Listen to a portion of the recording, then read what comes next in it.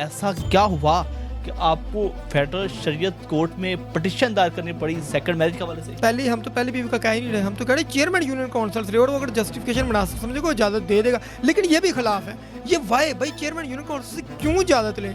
अगर किसी ने सेकंड मैरिज करनी, जब हमारा इस्लाम हमें इजाज़त देता है, मेरे मुताबिक एक वक्त में आप 4 बीवियाँ रख सकते हैं। तो शख्स जो दूसरी शादी करना चाहता है और वो पहली बीवी का हकूक भी पूरे ना करो तो दूसरी शादी कैसे करे? सर साहब, कोई आपका अपना इरादा तो नहीं है दूसरी शादी का जिसकी वजह से आप कोर्ट में जाना पड़ा? बिस्मिल्लाहिर्रहमानिर्रहीम, अस्सलाम वालेकुम। दुनिया भर में देख रहे और सुनने वालों को ज़ीशान अल्फादी का सलाम और आप देख रहे हैं पायनियर वर्ल्ड न्यूज़। तासिन, कुछ रोज़ पहले फेडरल शरीयत कोर्ट में एक पिटीशन दायर की जाती है कि सेकंड मैरिज के लिए जो है वो बीवी से ज़्यादा लेना ज़रूरी है या नहीं।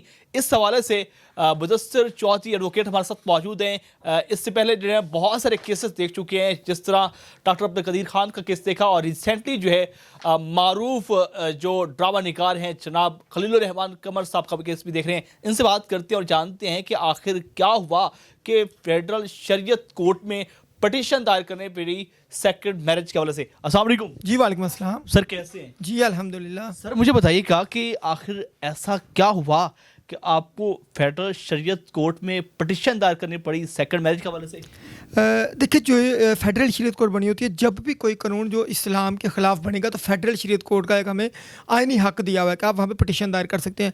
ये मैंने देखा कि इस्लामी रियासत में रहते हुए कभी न्यूज़ से, कभी न्यूज़पेपर से पढ़ा कि ये देखा कि कुछ लोगों को सज़ाएँ हो रही हैं। सज़ाएँ किस बात पे हो रही हैं? एक शरी काम करने पे कि उन्होंने दूसरी शादी की है। रीज़न क्या आ जाती है कि पहली बीवी से इजाज़त नहीं ली गई। मैंने उस हवाले से एक पिटीशन फेडरल, जैसे कि मैंने ट्रांसजेंडर एक्ट पे पिटीशन दायर की थी, अल्हम्दुलिल्लाह ट्रांसजेंडर एक्ट को मैं नल एंड वाइड करवाने में उसकी जो गैर इस्लामिक शिक्षक थी कामयाब हो गया। इस तरह बहुत सारे कानून जो इस्लाम के खिलाफ बनते हैं वहाँ पे स्टैंड ले जाते हैं, वहाँ पे वो कानून में कामयाब हुआ। और इसी तरह मैंने यही फेडरल शरीयत कोर्ट में पिटीशन दायर की थी है। मैंने किया कि जनाब पहली दूसरी बीवी से इजाज़त लेना इस्लाम के ख़िलाफ़ है। मैं पिटीशन दायर कर देता हूँ। उसमें फेडरल शरीयत कोर्ट की जो मेरी पिटीशन है उसका बनता ये कि तो वो कहते हैं जी हमने जो परमिशन है वो तो पहली बीवी से नहीं है। पहले क्या होता था, ये फेडरल शरीयत कोर्ट का जवाब है, पहले क्या होता था कि लोग बीवी को ब्लैकमेल करके तो परमिशन ले लेते थे। उन्होंने क्या किया, अब ये परमिशन उठा के चेयरमैन यूनियन काउंसिल को दे दी। आप चेयरमैन यूनियन काउंसिल के पास जाएंगे, उसको रीज़न बताएंगे, अगर आपकी रीज़न सॉलिड होगी तो फिर वो आपको बीवी इजाज़त नहीं देगी। ये कॉन्सेप्ट बड़ा गलत है। बीवी से इजाज़त आपने नहीं लेनी, यूनियन काउंसिल के पास जाना है। यूनियन काउंसिल का चेयरमैन अगर जस्टिफिकेशन आपकी ठीक लगेगी तो वो इजाज़त दे देगा, आप दूसरी शादी कर सकते हैं। और यहाँ पे भी मैं इस चीज़ के ख़िलाफ़ हूँ। मैं कहता हूँ देखें, मैंने वहाँ पे अपनी जो पिटीशन है सूरत उन-निसा का हवाला जात भी दिया है, कुरानी आयतों का हवाला जात दिया है। देखिए मेरी एक अकल है, नाक़िसुल अकल हूँ, हर बंदा इसमें जो है वो अपनी राय, मेरी राय के मुताबिक ये भी कानून गलत है, ये भी कानून शरीयत के ख़िलाफ़ है। ये इसके ऊपर भी एपीलेट बेंच में हम जो पिटीशन दायर हो चुकी है कि जनाब ये कानून नहीं ठीक है, अगर किसी ने दूसरी शादी करनी है तो पहली बीवी से इजाज़त क्यों। उस हवाले से जो हमारी पिटीशन है यहाँ से तो डिस्पोज ऑफ हो चुकी है, लेकिन मैं उस फैसले से मुतमिन नहीं हूँ। सर साहब, कोई आपका अपना इरादा तो नहीं है दूसरी शादी का जिसकी वजह से आपको कोर्ट में जाना पड़ा? अच्छा, ये क्यों समझा जाता है कि वकील जो भी केस करता है वो जी उसका अपना केस होता है। वकील ने तो केस लड़ना होता है as per instruction of his client. लेकिन यहाँ पे जब भी कोई अन इस्लामिक कानून बनता है, जब तक ये ज़िंदगी है हम इंशाल्लाह उनके ख़िलाफ़ लड़ते रहेंगे और लड़ेंगे। ये लगता है मुझे, कोई बात नहीं, अगर सुप्रीम एपीलेट जो समझेगी फोरम के ये ठीक है तो डेफिनेटली हम तो उनके ताबे हैं, हमें मानना पड़ेगा। दूसरी बात ये, इससे पहले भी आपके शायद नॉलेज में ट्रांसजेंडर एक्ट के ऊपर हमने काम किया और वो अल्हम्दुलिल्लाह वो जो एक उसमें अन इस्लामिक जो उन्होंने जो आर्टिकल बने थे उसको नल एंड वाइड में बाकायदा तौर पे हम उसको नल एंड वाइड कराने में कामयाब हुए। और इसी तरह अब जो हम जिन्स परस्ती का एक इशू था वो अब ख़त्म हो गया, कट लगा। तो इस तरह ये भी मुझे लगता है, मेरी एक नाक़िसुल अकल है, उसके मुताबिक मुझे लगता है कि ये कानून अन इस्लामिक है। सर मुझे बताएं कि ये सेकंड मैरिज के लिए दूसरी पहली बीवी से इजाज़त लेना ज़रूरी, ये कानून किसने बना दिया? मैंने आपको पहले कहा है कि पहली बीवी से तो इजाज़त लेनी नहीं है आपने। ये आपने चेयरमैन यूनियन काउंसिल से इजाज़त लेनी है। ये कॉन्सेप्ट कानून किसने बनाया था कि इजाज़त लेना ज़रूरी है? देखिए, ये हमारा मुस्लिम फैमिली लॉ बना हुआ था, तो उसमें अब उसको चैलेंज भी किया गया है, लेकिन फेडरल शरीयत कोर्ट ने कहा पहले भी उसको इजाज़त का हम क्या ही नहीं उस रखते। वक्त से तो पिटीशन आपने दायर की। जी, जी। मुझसे पहले भी कुछ पिटीशनें दायर हुई थी, अच्छा। ठीक है, लेकिन मैंने भी पिटीशन दायर की। उन्होंने कहा जी नहीं, ये पहले हम तो पहले बीवी का कह ही नहीं रहे, हम तो कह रहे चेयरमैन यूनियन काउंसिल से, और वो अगर जस्टिफिकेशन मुनासिब समझे को इजाज़त दे देगा, लेकिन ये भी खिलाफ है। ये वाई भाई चेयरमैन यूनियन काउंसिल से क्यों इजाज़त लें?